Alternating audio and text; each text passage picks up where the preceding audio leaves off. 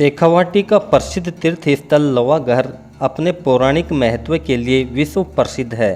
अब इसके साथ यहाँ का आचार भी इसको देश विदेश में अलग पहचान दिला रहा है। अब धीरे धीरे लोहागढ़, चिराना सहित आसपास के क्षेत्र में अचार ने एक लघु उद्योग का रूप ले लिया है। लोहागढ़ की केरी का अचार पड़ोसी राज्य हरियाणा, उत्तर प्रदेश में भी खासा पसंद किया जाता है।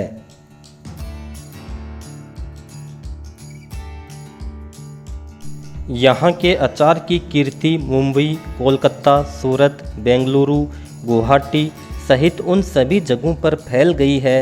अब यहाँ के अचार का स्वाद कई अन्य देशों में भी पहुँच गया है और इसका एक्सपोर्ट भी होने लगा है। लोहागढ़ की केरी में आखिर वह स्वाद है जो अन्य केरियों में देखने को नहीं मिलता। यहाँ की केरी जाली वाली केरी के नाम से काफ़ी प्रसिद्ध है, जिसके कारण ही केरी का अचार खाने में बड़ा स्वादिष्ट लगता है। यहाँ की केरियाँ हमेशा 100 से 120 रुपये किलो तक बिकती हैं, लेकिन इस बार लॉकडाउन के कारण भाव में काफ़ी गिरावट आ गई है। अब यहाँ की केरी 70 से लेकर 80 रुपये किलो के हिसाब से बिक रही हैं। यहाँ का अचार खाने में बड़ा ही स्वादिष्ट होता है। वैसे तो बाज़ारों में केरी बिकने के लिए बहुत आती हैं, लेकिन लोहागढ़ की केरी का अचार आपको खाना है तो पेड़ पर लगी केरियाँ तुड़वाकर ही अचार डलवाएं, ताकि लोहागढ़ की केरी का अचार खाएंगे तो दोबारा वहीं जाएंगे। इन दिनों लोग लोहागढ़ की केरी का अचार डालने के लिए वहाँ के बगीचों में पेड़ों से केरी तुड़वा कर ला रहे हैं। बगीचों में केरी तुड़वा कर लाने वालों की सुबह से लेकर शाम तक काफ़ी भीड़ लगी रहती है। लोगों का कहना है कि लोहागढ़ की केरियों का अचार शेखावाटी में ही नहीं अपितु देश विदेश में भी काफ़ी प्रसिद्ध है। लोग यहाँ का अचार देश विदेश में भी काफ़ी मात्रा में मंगवाते हैं। यहाँ की केरी की जाली काफ़ी रेशेदार होती है, जिस वजह से अचार का मसाला अंदर तक रम जाता है। लोहागढ़ के अलावा शाकंभरी, किरोड़ी, चिराना की केरी का अचार भी लोहागढ़ की केरी के बराबर स्वादिष्ट माना जाता है।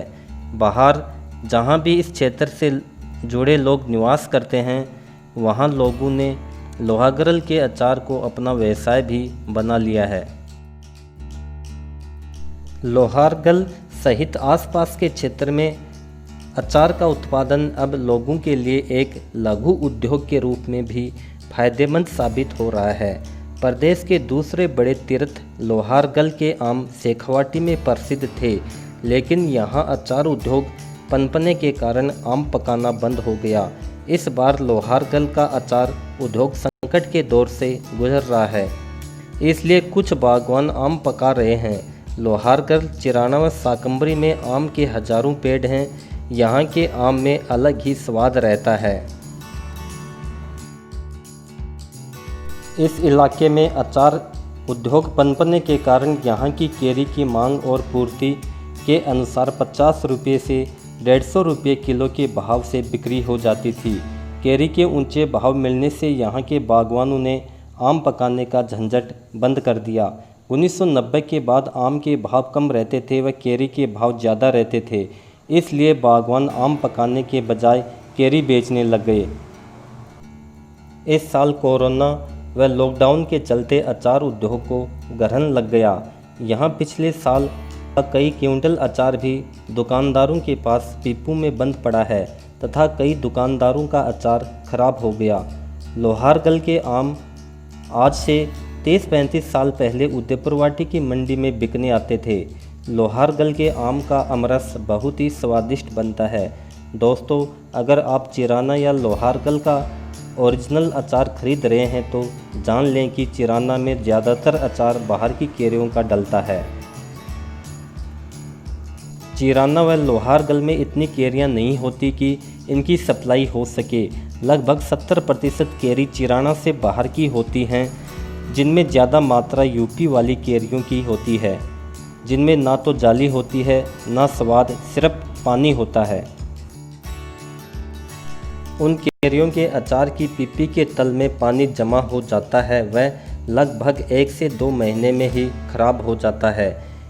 ये व्यापारियों के ज़्यादा फायदा करवाती हैं क्योंकि इनका अचार डालते ही तुरंत खाने वाला हो जाता है। खास बात है कि ये कैरी सस्ती होती हैं, पर स्वाद व जाली का रेशा जो हमारे लोहा घर की कैरियों में होता है, इनमें बिल्कुल नहीं पाया जाता। लोहारगल की कैरी बहुत ही शानदार होती है। इन कैरियों की खुशबू दूर से जी ललचाती है। लोहारगल व चिराने की पहाड़ी क्षेत्र की कैरी की खास बात ये होती है कि ये पेड़ पर पकने में ज़्यादा समय लेती है। वह इनमें पानी की मात्रा कम व जाले में रेसे की मात्रा ज़्यादा होती है, जिससे इसका अचार जल्दी ख़राब नहीं होता। लोहारगल की कैरियों के अचार को खाने योग्य होने में कम से कम 2 से 3 महीने का समय गलने में लगता है। इन कैरियों का छिलका ही अलग तरह का व स्वादिष्ट होता है। लोहारगल की कैरी का अचार करीब 2 साल तक खराब नहीं होता। वह जितना पुराना होता है उतना ही स्वादिष्ट लगता है। सबसे खास बात यह होती है कि डिब्बे का ढक्कन खोलते ही अचार की खुशबू दूर दूर तक फैल जाती है। इस अचार की पीपी के तलहटे में आपको पानी बिल्कुल नहीं मिलेगा, सिर्फ तेल की मात्रा मिलेगी।